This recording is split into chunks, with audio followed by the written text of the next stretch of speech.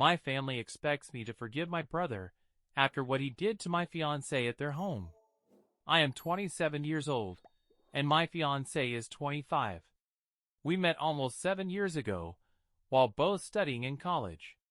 We got introduced through mutual friends and started dating about a year later.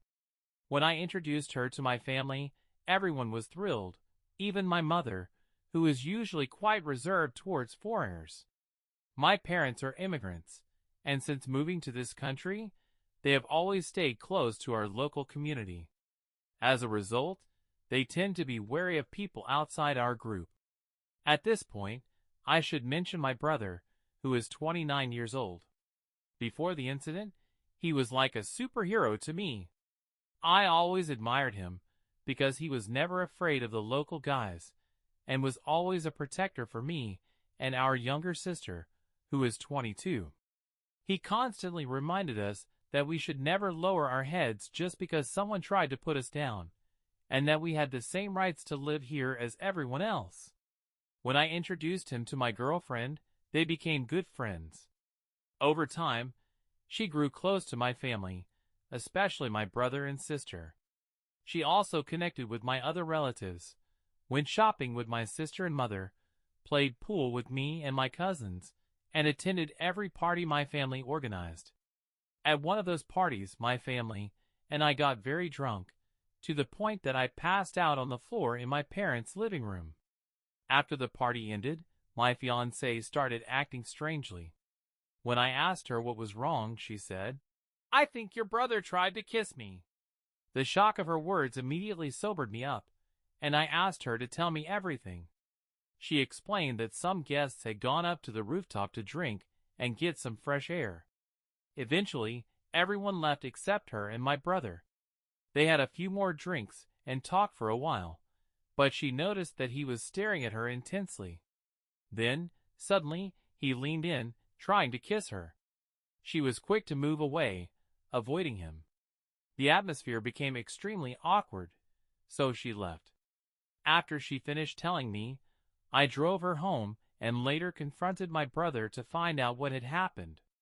He told me the same story, but from his perspective. He apologized, saying he was too drunk to realize what he was doing and repeatedly asked for forgiveness. Even remembering the conversation now makes my blood boil because back then, I thought it was just a minor incident, something that could be resolved through discussion and setting boundaries. I never imagined what would happen next. After that party, my relationship with my brother became strained. We barely spoke, and when we did, it was polite but distant, as if we were strangers. The only person besides the three of us who knew what had happened was my younger sister. One day, while talking to my fiancée, my sister asked why my brother and I had become so distant. My fiancée told her everything. We decided not to tell the rest of the family to avoid further division.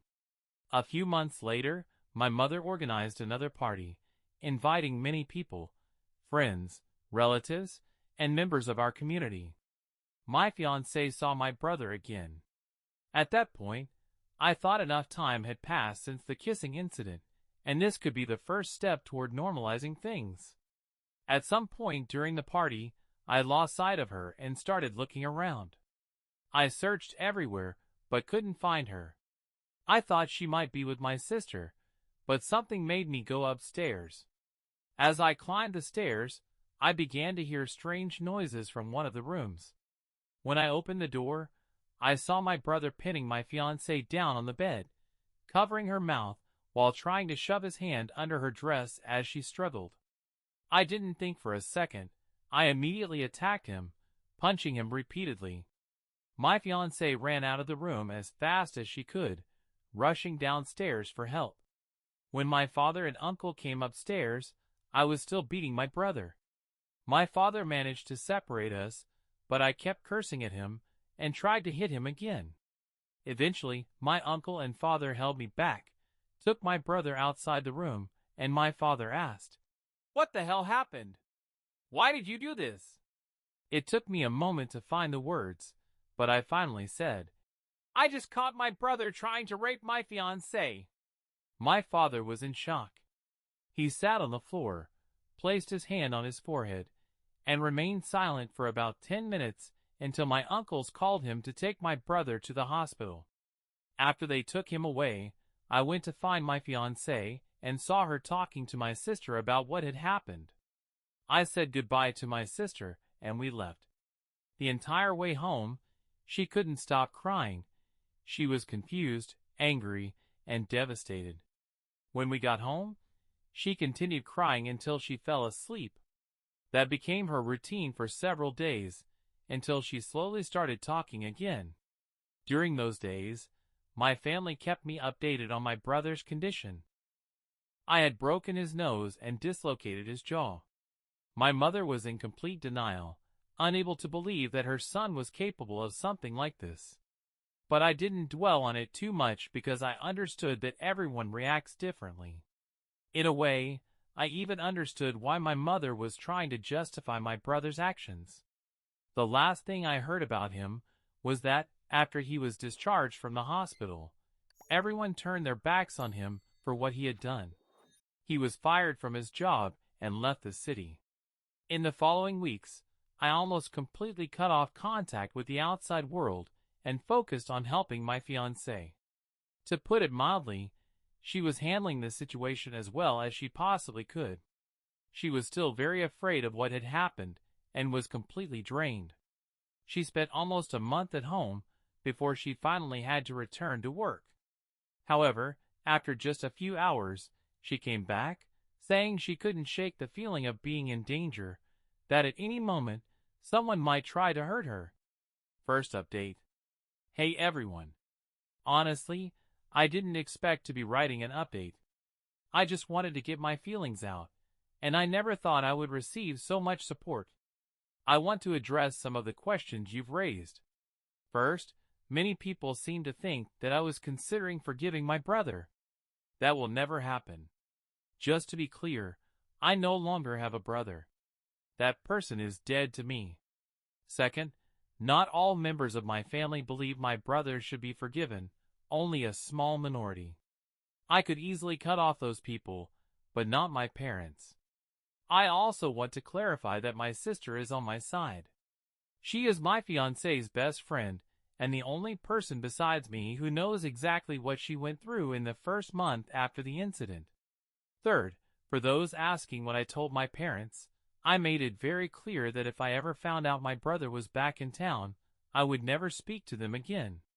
As for what my brother has been doing in the past few years, according to my mother, he contacted her at the start of the pandemic. He moved to the other side of the country, changed his name, and started therapy in an attempt to fix himself. Bullshit. I didn't ask for any more details, and my sister never questioned our parents about him either. That's all we know. Some of you messaged me privately asking why my brother wasn't in prison. I replied to one person, but I want to explain it to everyone. The main reason is that I beat my brother so badly that he had to be hospitalized. When I consulted my friend, who is a lawyer, she said that if I pressed charges, my brother could file a counterclaim against me. I would have ended up spending some time in jail, and my fiancée would have had to testify, something she was not emotionally prepared for at the time. My priority back then was protecting her. I couldn't help her from behind bars. The best thing we could do at the time was to get her a restraining order. One of the reasons I haven't posted an update sooner is that we were busy getting that done. I never told my parents about it, so if my brother ever showed up, he would be immediately arrested. Some of you also mentioned that my mother's reaction to all of this might have been influenced by the fact that, as I said in my original post, my fiancé is not from our community. But I can assure you that's not the reason. Now, why did I decide to respond to my family? I already had a speech prepared for anyone who was willing to forgive my brother. And for my parents, I had an ultimatum. They would have to choose between their son, a man who tried to rape his brother's fiancée, or me and their daughter. But then, I realized something even more terrifying. While reading through the comments on my previous post, I came across a thought that shook me to my core. Many people pointed out that my brother was so confident that he attempted to rape my fiancée in a house full of people. They also suggested that, judging by my parents' reaction, it was possible that my brother had done this before, and worse, that my parents might have covered for him. That thought shattered me. I had never even considered such a possibility. It was obvious that I had been thinking about this too much because my fiancée noticed and asked me what was on my mind. When I told her that my brother might have done something similar in the past, a chill ran down her spine. After that, we spoke to my sister and then started asking other family members, the ones who supported me, our friends, and people from our community if they had ever noticed anything strange about my brother before the incident. At this moment, no one in my family could recall my brother ever displaying similar behavior. But with friends, the story was different. Some of them remembered that my brother was particularly charming with female friends or girlfriends of other family members. Sometimes too forward. But nothing that serious, at least, nothing that could be classified as an attempted assault. And then my sister reached out to the sister of my brother's ex-girlfriend. That's when things got worse. She told us that my brother acted very strangely around their family while dating her sister. She noticed that her sister was extremely quiet whenever he was around. She also mentioned that my brother flirted with her aggressively, his girlfriend's sister. We also contacted one of my brother's former co-workers, and she told us that after a company party, he left with another drunk employee. She remembered that her friend was completely intoxicated that night. The next morning, the woman he left with barely remembered anything from the night before. This realization destroyed me. My brother was never the man I thought he was. After hearing all these stories, I am now convinced that my brother is a danger to society. As of yesterday, everyone involved in this situation has started gathering all possible evidence against him. When we are ready, we will make everything public, on social media, in our community, and anywhere else that matters. I also need to say that I haven't told my parents about this yet. Tomorrow morning, I will tell them everything. At the same time, I will give them my final ultimatum. If we uncover any evidence that someone knew about what my brother was doing and stayed silent, they will also face the consequences. I won't be able to post another update for a while. At least not until my brother finally faces the consequences of his actions. This is not how I imagined the first weeks of my new engagement, but I cannot ignore this information. My fiancée has been with me through every step of this, and I have done my best to support her. I can't even imagine how she feels, but I am so proud of her for not being afraid to face her trauma if it means protecting others. Second update. Hello again, everyone. I know it's been a while since my last update, but I wanted to wait until the situation was fully resolved before posting.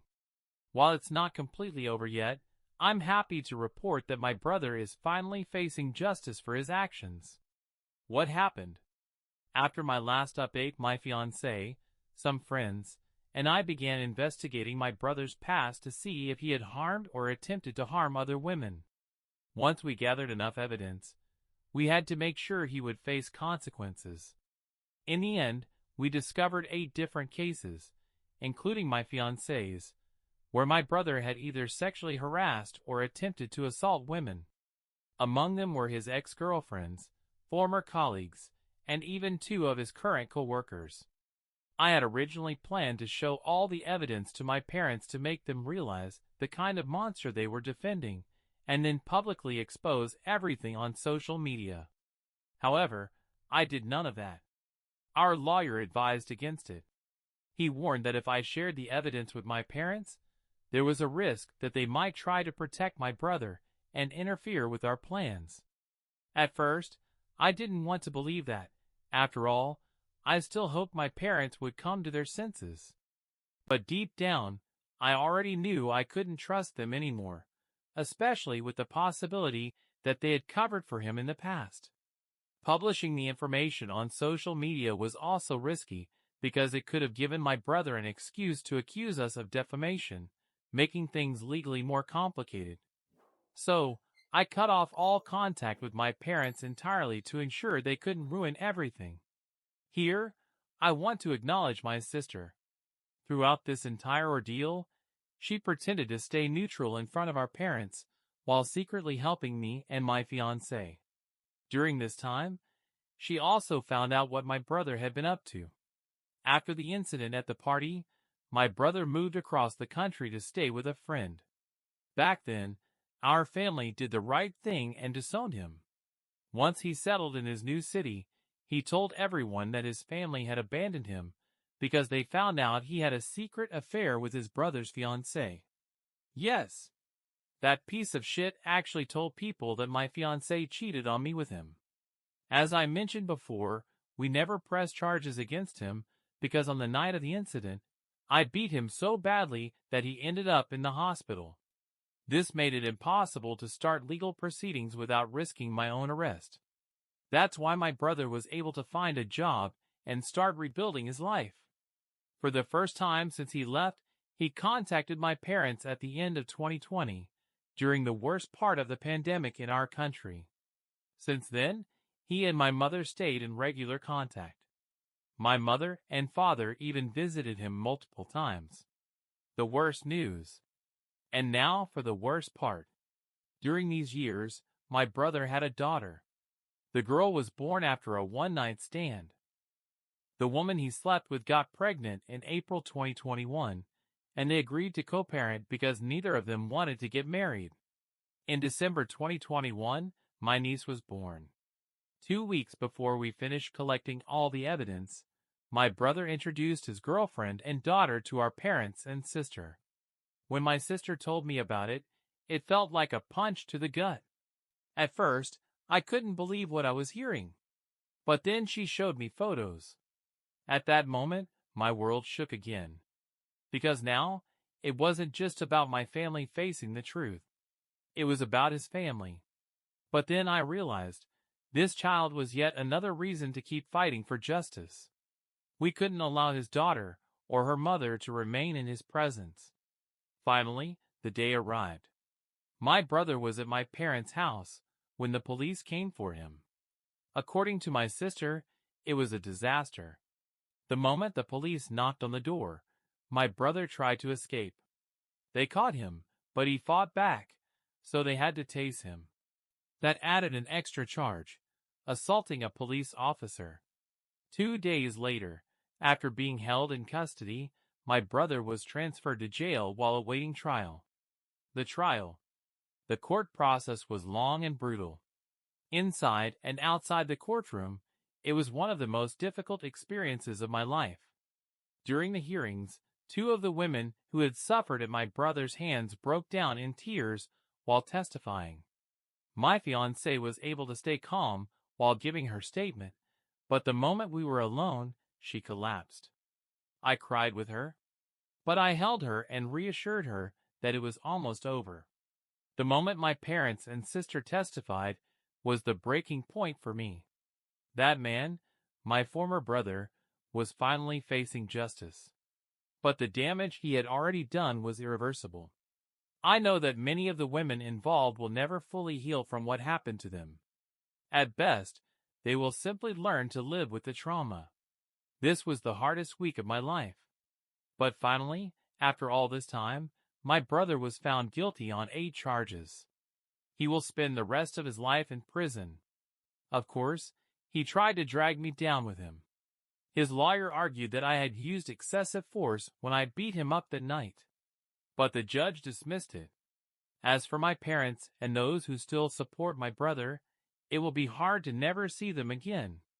Especially my parents. But I can't trust them anymore. Even though I'm losing a part of my family, my future feels brighter than ever. Because I have the woman I love by my side. Right now, I feel like a huge weight has been lifted off my shoulders. I can only express my deepest admiration for every woman who came forward. And to everyone who shared similar experiences in the comments on my previous posts, you are incredibly brave. To every woman and man who has ever been a victim of something so horrific, I wish you peace. And for those who are too afraid to speak up, please know you are not alone. This entire situation has shown me that there are more good people in the world than bad. And there will always be someone willing to help.